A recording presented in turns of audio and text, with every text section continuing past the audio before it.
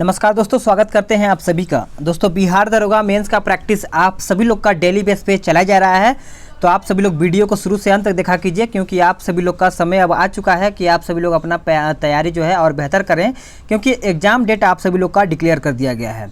अगर आप सभी लोगों ने अभी तक इसके पहले का प्रैक्टिस यानी पिछला प्रैक्टिस सेट नहीं लगाया है तो आपको प्लेलिस्ट में मिल जाएगा, वहाँ पे जाइए, रिवीजन जितना हो सके उतना रिवीजन कीजिए। और आपका अगर ये सेट का पीडीएफ डाउनलोड करना चाहते हैं का तो आपको डिस्क्रिप्शन में लिंक मिल जाएगा, वहाँ से जाइए, पीडीएफ को डाउनलोड कीजिए और जितना रिवीजन हो सके उतना कीजिए। ये जब सेट आपका ख़त्म हो जाएगा तो केबीसी नैनो का भी स्टार्ट किया जाएगा, ताकि आप सभी लोग का लास्ट समय में जितना रिवीजन हो सके उतना रिवीजन मैं करवाऊँगा आप सभी लोग को। तो चलिए सेट को देखते हैं। क्वेश्चन नंबर 1, नल सरोवर बर्ड सेंचुरी कहाँ पर स्थित है? चलिए आंसर करिएगा। तो आंसर आपका हो जाएगा ऑप्शन बी, गुजरात में। याद रखिएगा। अगर बात करें हम घना पक्षी अभ्यारण्य, तो आपका घना पक्षी अभ्यारण्य राजस्थान में है। उसके बाद वेदांतगल अभ्यारण्य अगर देखा जाए तो आपका तमिलनाडु में पड़ जाएगा। और बात करें हम कि सुल्तान झील अभ्यारण्य, ये आपका हरियाणा में पड़ेगा। क्वेश्चन नंबर 2, जॉर्डन और इजराइल के मध्य कौन सा सागर है? जॉर्डन और इजराइल के मध्य कौन सा सागर है? तो याद रखिएगा, आपका मृत सागर हो जाएगा। क्वेश्चन नंबर 3, बास्केटबॉल के खेल में कितने खिलाड़ियों से एक टीम बनती है? तो आंसर आपका सी हो जाएगा 5 खिलाड़ियों से। देखिए, बास्केटबॉल में 5, उसके बाद जिम्नास्टिक में 8, और बात करें खो खो में तो 9। याद रखिएगा। भारत में सबसे अधिकतम व्यय निम्नलिखित में से किससे आयात किया जाता है? तो आंसर आपका 4 का बी हो जाएगा, खनिज तेल। याद रखिएगा, खनिज तेल अवसादी चट्टानों से प्राप्त होता है। क्वेश्चन नंबर 5 क्या कहता है कि याचिका जैसे कि परमादेश बंदी प्रत्यक्षीकरण जारी किए जाते हैं, किसके द्वारा? तो आंसर आपका सी हो जाएगा, उच्च न्यायालय के द्वारा, यानी सी आपका आंसर करेक्ट आंसर हो जाएगा। क्वेश्चन नंबर 6, पृथ्वी की धुरी है, तो आंसर क्या हो जाएगा? झुकी हुई। क्या हो जाएगा? आंसर आपका ए हो जाएगा, सभी लोगों का नोट करिएगा। क्वेश्चन नंबर 7 पे आते हैं। निम्नलिखित में से कौन सा कथन एकमात्र सही है? निम्नलिखित में से कौन सा कथन एकमात्र सही है? तो याद रखिएगा, 7वां का आपका आंसर ए हो जाएगा। पौधों में अपनी पत्तियों में भोजन मंड संग्रहित करते हैं। अब इसके बारे में देखिएगा कि शर्करा के संश्लेषण के लिए पौधे प्रकाश संश्लेषण के दौरान कार्बन डाइऑक्साइड का उपयोग कच्चे पदार्थ के रूप में करते हैं। क्वेश्चन नंबर 8, निम्नलिखित में से कौन सी कठोर लकड़ी है? तो निम्नलिखित में से देखा जाए तो आपका ऑप्शन बी हो जाएगा, महोगनी। क्या हो जाएगा? महोगनी हो जाएगा। कठोर लकड़ी इमारती लकड़ी कहलाती है, इसको याद रखिएगा। क्वेश्चन नंबर 9, प्राथमिक रंग कौन कौन से होते हैं? प्राथमिक रंग ये मैंने आप सभी को पहले ही करवा दिया है, तो आपका आंसर ए हो जाएगा, लाल हरा नीला। क्या हो जाएगा? लाल हरा नीला। नेक्स्ट क्वेश्चन है क्वेश्चन नंबर 10, कहता है कि फेरोमैग्नेटिक पदार्थ हैं जो, तो आंसर आपका 10 का सी हो जाएगा, चुंबक से आकर्षित होते हैं। क्या हो जाएगा? सी आपका आंसर हो जाएगा। नालंदा विश्वविद्यालय की स्थापना महान कार्य था, किसका? तो याद रखिएगा, आपका आंसर बी हो जाएगा, कुमारगुप्त प्रथम का। किसका? कुमारगुप्त प्रथम का। चलिए नेक्स्ट क्वेश्चन पे आते हैं, क्वेश्चन नंबर 12 पे। निम्नलिखित में से किस सिख गुरु को जहांगीर ने मृत्यु दंड दिया है? तो आंसर आपका डी हो जाएगा, गुरु अर्जुन देव को। देखिए, अब इसके बारे में ये पॉइंट याद रखिएगा कि राजकुमार खुसरो को सहयोग देने का आरोप लगाते हुए 1606 ईस्वी में गुरु अर्जुन देव को मृत्यु दंड दिया गया था। किसको? अर्जुन देव को। याद रखिएगा सभी लोग। नेक्स्ट क्वेश्चन है क्वेश्चन नंबर 13, पूना पैक्ट किसके मध्य हुआ? पूना पैक्ट जो हुआ था किसके मध्य हुआ था? तो याद रखिएगा, 13 का आंसर आपका डी हो जाएगा, अंबेडकर और गांधी। 13 का आंसर डी हो जाएगा। देखिए, पूना पैक्ट हुआ कब था? तो 26 सितंबर, देखिए याद रखिएगा, 26 सितंबर 1932 में आपका पूना पैक्ट हुआ था। नेक्स्ट क्वेश्चन है कि वंदे मातरम के प्रथम संपादक कौन थे अंग्रेजी में? तो याद रखिएगा, आपका आंसर ए हो जाएगा, अरविंद घोष हो जाएगा।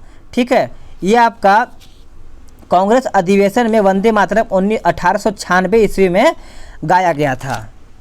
नेक्स्ट क्वेश्चन है क्वेश्चन नंबर 15 पे आते हैं। भारतीय संविधान में मूल कर्तव्यों के प्रावधान की संस्तुति निम्नलिखित में से किसने की थी? तो आंसर आपका डी हो जाएगा, स्वर्ण सिंह समिति ने। देखिए अब इसके बारे में देखते हैं कि 42वें संविधान संशोधन द्वारा 10 मौलिक अधिकार, 10 मौलिक कर्तव्यों को संविधान में समावेश किया गया था, 10 मौलिक कर्तव्य। नेक्स्ट क्वेश्चन है क्वेश्चन नंबर 16। शून्य आधार वाला बजट सर्वप्रथम लागू हुआ है किसमें? तो याद रखिएगा ये आपका संयुक्त राज्य अमेरिका में हुआ था।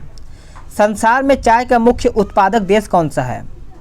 संसार में मुख्य उत्पादक देश देखा जाए तो आंसर आपका हो जाएगा ऑप्शन ए चीन। देखिए जो चीन चाय का सबसे बड़ा निर्यातक देश भी है, तो इसको भी याद रखिएगा। नेक्स्ट क्वेश्चन है क्वेश्चन नंबर 18। यूनानी चिकित्सा विज्ञान का जनक किसे मानते हैं? तो आंसर आपका सी हो जाएगा, हिप्पोक्रेटस को। देखिए हिप्पोक्रेटस को चिकित्सा विज्ञान का जनक माना जाता है, तो आप इसको याद रखिएगा। कोरोना किस देश की करेंसी है? कोरोना मत समझिएगा, कोरोना किस देश की करेंसी है? तो याद रखिएगा ये आपकी स्वीडन की करेंसी है। अगर आपका देखा जाए तो भूटान का मुद्रा क्या हो जाएगा? तो नगुल ट्रम हो जाएगा, और कुवैत का देखा जाए तो दिनार हो जाएगा। नेक्स्ट क्वेश्चन पे आता है क्वेश्चन नंबर 20। वृंदावन गार्डन कहाँ पर स्थित है? तो वृंदावन गार्डन पूछा गया है, तो आप वृंदावन मत मार दीजिएगा, तो आपका आंसर यहाँ पे गलत हो जाएगा। अगर वृंदावन पूछा है तो आप मैसूर मारिएगा, यानी आपका 20 का आंसर ए हो जाएगा। अब देखिए कि अगर बात करें हिलती मीनारें कहाँ पर हैं, तो आप अहमदाबाद मारिएगा, और मूसी रानी की छतरी अलवार यानी राजस्थान में मारिएगा। किस राज्य के परिवहन विभाग ने चलो ऐप लॉन्च किया है? चलो ऐप लॉन्च किया है, तो 21 का आंसर आपका ए हो जाएगा, असम। क्या हो जाएगा? असम आपका सही उत्तर हो जाएगा। 1943 में नेताजी सुभाष चंद्र बोस ने स्वतंत्र भारत यानी आज़ाद हिंद की अंतःकालीन सरकार अंतरिम सरकार के गठन को उद्घोषित किया था। तो आंसर आपका सी हो जाएगा, सिंगापुर में। देखिए 1943 में नेताजी सुभाष चंद्र बोस को स्वतंत्र भारत कालीन गठन की सिंगापुर में यानी उद्घोषणा किए थे, आप इसको याद रख सकते हैं। Question number 23। सबसे पहले हमारा राष्ट्रीय गान कब और कहां पर गाया गया था? ये रिपीटेड क्वेश्चन है, एग्जाम में कई बार पूछा जाता है। तो सबसे पहले आप याद रखिएगा कि ये कलकत्ता अधिवेशन में गाया गया था, और डेट अगर याद रखेंगे तो 27 दिसंबर 1911 में कलकत्ता अधिवेशन, आप इसको याद रखिएगा। क्वेश्चन नंबर 24 कहता है कि भारत के संविधान में मौलिक अधिकार थे या फिर हैं? तो चलिए देखिए 24 का आंसर क्या होगा? तो आपका आंसर ए हो जाएगा, मूल संविधान का हिस्सा थे। क्या हो जाएगा? मूल संविधान का हिस्सा थे, याद रखिएगा। Question number 25। राज्य लोक सेवा आयोग के सदस्यों की नियुक्ति कौन करता है? राज्य लोक सेवा आयोग के सदस्यों की नियुक्ति कौन करता है? तो आंसर आपका सी हो जाएगा, राज्यपाल करता है। Question number 26। भारतीय गणतंत्र में किसकी राज्य की सदस्यता है? भारतीय गणतंत्र में किसकी राज्य की क्या बोलते हैं सदस्यता है? तो आंसर आपका सी हो जाएगा, यानी अनिवार्य हो जाएगा। देखिए अब इसके बारे में देखते हैं कि भारत में संघीय ढांचा 1935 के एक्ट के द्वारा सर्वप्रथम लाया गया था, तो आप इसको याद रखिएगा, कब? 1935। Question number 27। भारतीय संविधान का निम्नलिखित में से कौन सा पक्ष यूएसए के संविधान के समान है? तो आंसर आपका बी हो जाएगा, मौलिक अधिकार हो जाएगा। नेक्स्ट क्वेश्चन है क्वेश्चन नंबर 28। कौन सी नदी दक्षिण भारत की गंगा कहलाती है? कौन सी नदी दक्षिण भारत की गंगा कहलाती है? तो आंसर आपका कावेरी हो जाएगा। गोदावरी नदी को दक्षिण गंगा या वृद्ध गंगा कहा जाता है। भारत और बांग्लादेश की सीमा कुल लंबाई कितने किलोमीटर है? तो आंसर याद रखिएगा, आंसर आपका डी हो जाएगा, 4096 किलोमीटर। क्या हो जाएगा? 4096 किलोमीटर। देखिए बांग्लादेश से भारत की अंतर्राष्ट्रीय सीमा रेखा सबसे लंबी है, आप याद रखिएगा। क्वेश्चन नंबर 30 पे आते हैं। भारत में झूम कृषि जुड़ी हुई है। भारत में झूम कृषि जुड़ी हुई है किससे? तो जनजातीय लोगों से। मायोपिया का दूसरा नाम क्या है? मायोपिया का दूसरा नाम देखा जाए तो आपका हो जाएगा समीप दृष्टि। क्या हो जाएगा? समीप दृष्टि। नेक्स्ट क्वेश्चन है 32। सुदूर फोटो चित्रण में प्रकाश की कौन सी किरणें प्रयोग में लाई जाती हैं? तो आंसर आपका 32 का ए हो जाएगा इंफ्रारेड किरणें। याद रखिएगा, अवरक्त किरण की तरंगदैर्घ्य सबसे अधिक होती है और अवरक्त किरण का प्रयोग सिग्नल के लिए यातायात में प्रयोग किया जाता है। यदि तांबे के तार को दुगुना बढ़ा दिया जाए तो उसका प्रतिरोध हो जाएगा, क्या हो जाएगा? 4 गुना, 2 गुना, आधा, 1/4। तो आप ये आंसर करिएगा 4 गुना हो जाएगा।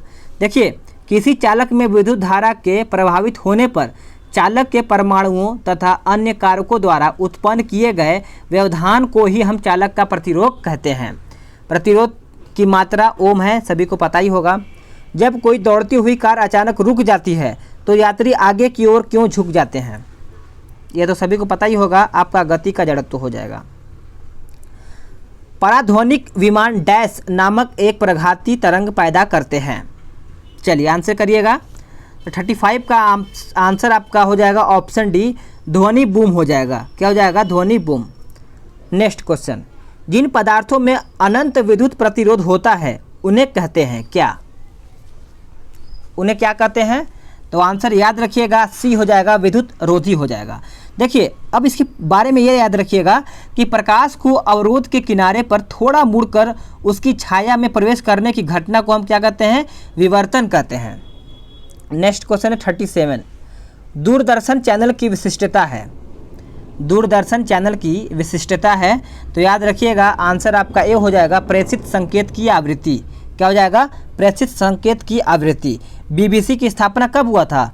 तो याद रखिएगा 1927 में हुआ था, 1927 में। नेक्स्ट क्वेश्चन है भोपाल गैस त्रासदी निम्नलिखित में से किस गैस के रिसाव के कारण हुई थी? ये आप कई बार एग्जाम में या फिर कई पेपर में आप देखे होंगे, ये क्वेश्चन बहुत ज़्यादा रिपीटेड है, तो इसको याद रखिएगा, मिथाइल आइसोसाइनाइट हो जाएगा। अब इसको थोड़ा सा ये देख लिए कि 1984 में 3 दिसंबर की रात्रि में भोपाल में यूनियन कार्बाइड कंपनी के संबंध में यानी प्रबंध में कमी के कारण ये त्रासदी हुई थी और भोपाल गैस त्रासदी की जिम्मेदार अमेरिकन कंपनी थी। तो आप इसको भी याद रखिएगा, अमेरिकन कंपनी इसके जिम्मेवार थी। ठीक है, आज भी भोपाल और उसके आसपास लाखों व्यक्ति उस त्रासदी से अभी भी प्रभावित हैं। निम्नलिखित में से कौन सा अम्ल है जो मूलतः कार्बनिक नहीं होता है? तो आंसर आपका बी हो जाएगा, सल्फ्यूरिक अम्ल हो जाएगा। क्या हो जाएगा? सल्फ्यूरिक अम्ल। चलिए अगला क्वेश्चन है 40। शर्करा या मंड के किण्वन से प्राप्त होता है। शर्करा या मंड के किण्वन से प्राप्त होता है, तो आंसर आपका 40 का क्या हो जाएगा? चलिए आंसर करिए। तो देखिए 40 का आंसर ए हो जाएगा, एथेनॉल हो जाएगा आप सभी लोग का। आयोडीन और पोटेशियम क्लोराइड के मिश्रण से आयोडीन को अलग किया जा सकता है, किसके द्वारा? किसके द्वारा? याद रखिएगा, ऊर्ध्वपातन के द्वारा ये अलग किया जा सकता है। देखिए, कुछ ठोस पदार्थ गर्म करने पर द्रव्य में बदलने बिना गैस अवस्था में परिवर्तित हो जाती है, जिसे ऊर्ध्वपातन कहते हैं हम। Question number 42। साबुनीकरण एक प्रक्रिया है जिसके द्वारा, किसके द्वारा? तो आंसर आपका हो जाएगा, साबुन बनाया जाता है। ऑप्शन ए आपका आंसर हो जाएगा। Question number 43। आर्सेनिक प्रदूषण से होता है। आर्सेनिक प्रदूषण से होता है, तो याद रखिएगा आपका ब्लैक फुट रोग हो जाएगा। निम्नलिखित में से कौन परजीवी नहीं है? निम्नलिखित में से कौन परजीवी नहीं है? तो याद रखिएगा जू आपका हो जाएगा। ठीक है, देखिए जू परजीवी नहीं है, मच्छर, मक्खी और किलनी आपका ये सब है। ठीक है, परजीवी वह जीव या पौधे जो दूसरे के जीव या पौधे पर आश्रित होते हैं। यार जू भी तो परजीवी में ही आएगा, क्योंकि सर में यही सब पड़ा होता है, तो ये सब आंसर गलत दिया हुआ है। ठीक है, मक्खी होना चाहिए यहाँ पे मक्खी होना चाहिए। इसमें देखिए आंसर में गलत दिया है, तो आप इसको डी मारिएगा, मक्खी आपका आंसर हो जाएगा। 44 का डी हो जाएगा, मक्खी। क्योंकि मक्खी तो किसी पे आश्रित नहीं रहता है, मतलब मच्छर देख रहे हैं कि बिना खून पिए नहीं रह सकता, किलनी बिना खून पिए नहीं रह सकता, जू जो आपके सर में देखेंगे काटते हैं सब, वो भी खून ही पीते हैं सब, ठीक है। तो मक्खी आपका गलत हो, यहाँ पे मक्खी आंसर आप हो जाएगा। माइकोप्लाज्मा जिस रोग से संबंध है वह निम्नलिखित में से किन अवयवों को प्रभावित करता है? तो आंसर आपका हो जाएगा 41 का ए हो जाएगा, श्वास संबंधी। क्या हो जाएगा? श्वास संबंधी आपका आंसर हो जाएगा। एक चींटी किसके अतिरिक्त के कारण हर दिशा में वस्तुओं को देख सकती है? तो आंसर आपका हो जाएगा 46 का क्या हो जाएगा? डी हो जाएगा, संयुक्त आंखें। जीवमंडल सुरक्षित क्षेत्र का उद्देश्य है। तो आंसर आपका डी हो जाएगा, उपयुक्त सभी, यानी वन्य उत्पादों पर प्रयोग और विकास, कृषि उत्पादों पर प्रयोग और विकास, वन्य भूमि के वनस्पति जात और प्राणी जात का परिरक्षण। आहार में आयोडीन की कमी से क्या होता है? अगर आयोडीन की कमी हो जाए तो सभी को पता ही होगा, घेंघा रोग हो जाता है, जो गले के नीचे आपका देखने को मिलेगा, यानी गले में ही होता है। बर्ड फ्लू के वायरस के रूप में भी जाना जाता है कौन सा? तो आपका आंसर हो जाएगा ऑप्शन सी, H5N1, याद रखिएगा। प्रकाश संश्लेषण प्रक्रिया में परिवर्तन निहित है। तो 50 का आंसर सी हो जाएगा, सौर ऊर्जा का रासायनिक ऊर्जा में। क्या हो जाएगा? सौर ऊर्जा को रासायनिक ऊर्जा में। देखिए, अगर सितार के बारे में देखा जाए, सितार जो बजाने वाला होता है वो यांत्रिक ऊर्जा को ध्वनिक ऊर्जा में बदल देता है। नेक्स्ट क्वेश्चन है कि 1916 ईस्वी में कांग्रेस और मुस्लिम लीग का संयुक्त अधिवेशन कहां पर हुआ था? तो आंसर आपका सी हो जाएगा, लखनऊ। निम्नलिखित स्थानों में से कौन सा 1857 ईस्वी के विद्रोह का महत्वपूर्ण केंद्र नहीं था? तो देखिए, आपके सामने सब दिख रहा है, आगरा है, सॉरी आगरा तो नहीं है आपका, कानपुर है, लखनऊ है, झांसी है। तो आपका आंसर क्या हो जाएगा? 51 का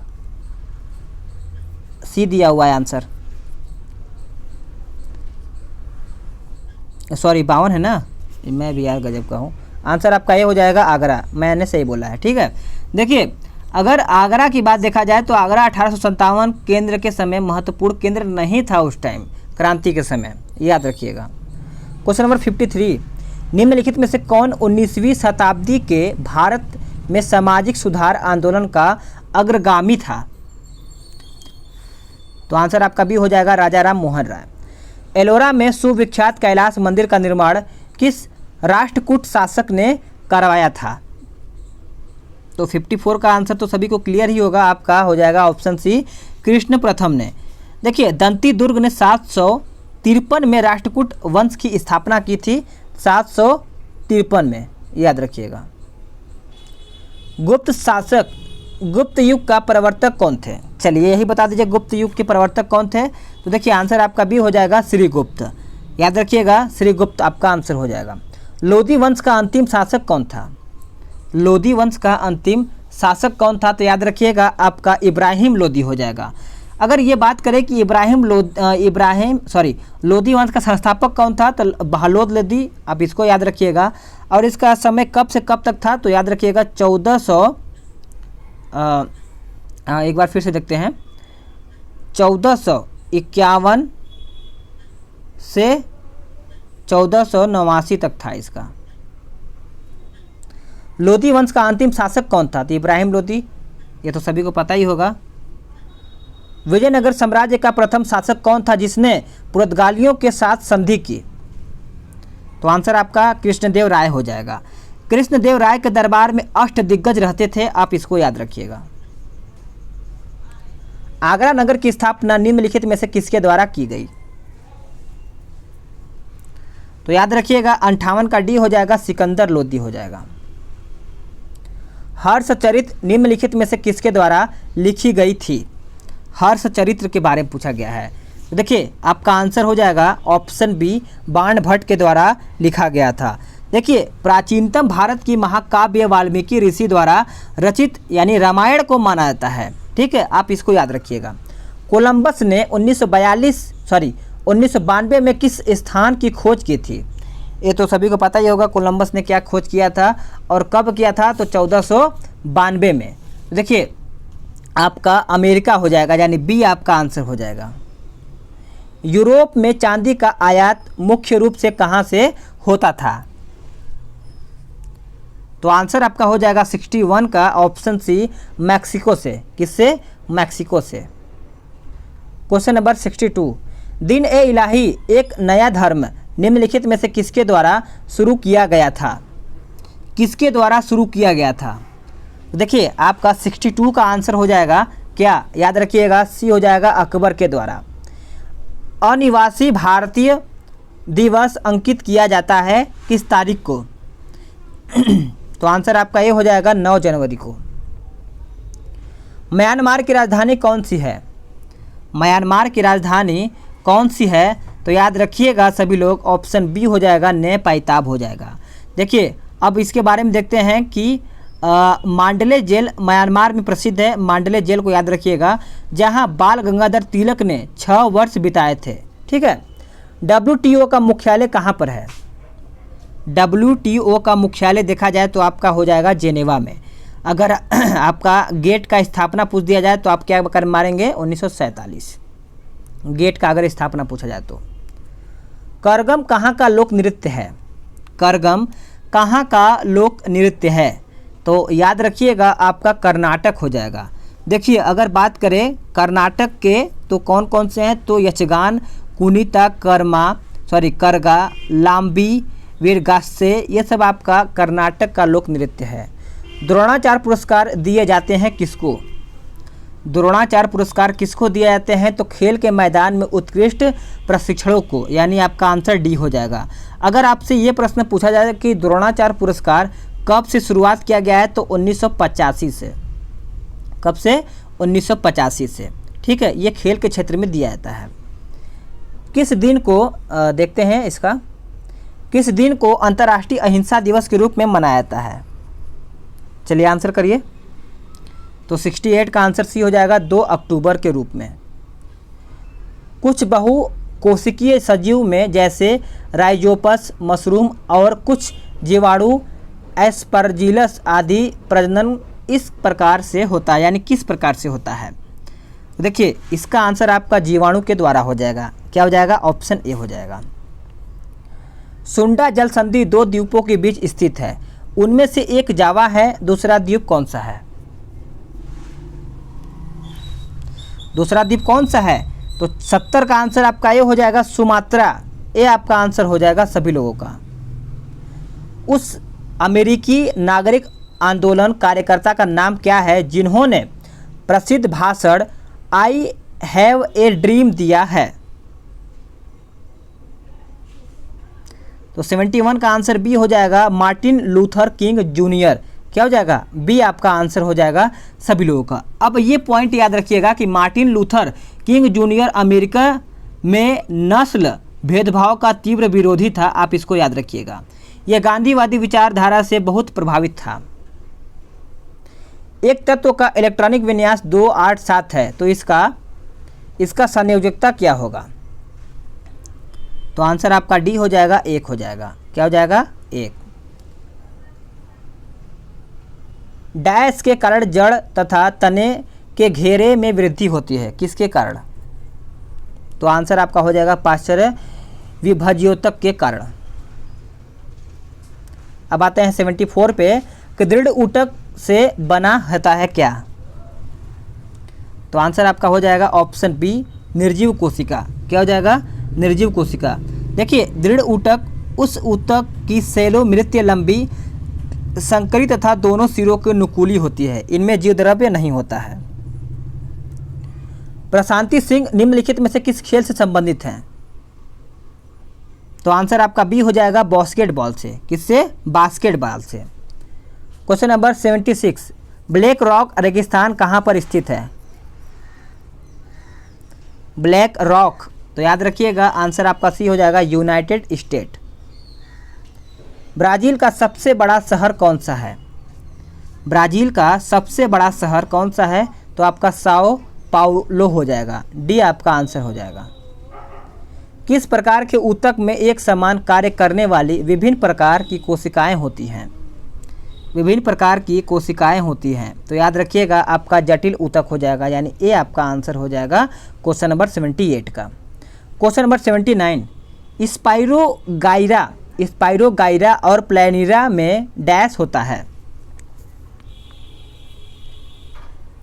तो आंसर आपका हो जाएगा ऑप्शन डी पुनर्जनन। क्या हो जाएगा? डी आपका आंसर हो जाएगा। किसी पदार्थ पर डैश कार्य करने के बावजूद भी उसके कार्य में परिवर्तन न होने का गुण कहलाता है। तो आंसर याद रखिएगा, डी आपका उत्तर हो जाएगा बाह्य बल दृढ़ता, यानी आपका आंसर डी करेक्ट आंसर हो जाएगा। तो फ्रेंड्स, आप सभी लोग का 80 क्वेश्चन समाप्त होता है। वीडियो को लाइक शेयर अपना कर्तव्य पूरा कीजिए, क्योंकि सिर्फ आप सभी लोगों के लिए ही वीडियो बनाया जा रहा है। तो मेहनत कर रहे हैं तो उसका सफलता भी दीजिए, शेयर कीजिए और लाइक कीजिए, और जो भी आपको सुझाव देना है तो कमेंट करके ज़रूर बताइएगा। तो चलिए नेक्स्ट वीडियो में जल्द ही मिलेंगे।